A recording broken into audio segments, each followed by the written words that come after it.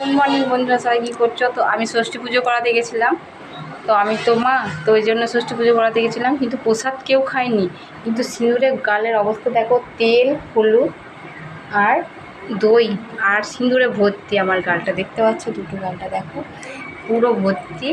তো এরকম করে সবাই সিঁদুর খেলেছে। তো একটা জিনিস তোমাদেরকে দেখায়, তো দেখো সিঁদুরের কোটো সিঁদুর নেই, কিন্তু এক কোটো সিঁদুর ছিল, কিন্তু সবাই মিলে মাখামাখি করে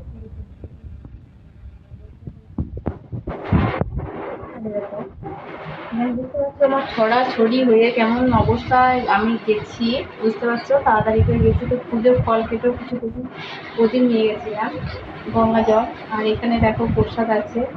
আর এই দেখো এখানে হচ্ছে মা ষষ্ঠীর সূত্র আর দই হলুদের ফোঁটা, তো আমার ছেলেকে দেবো। তো চলো ওদেরকে ফোঁটাটা দিয়ে নিই।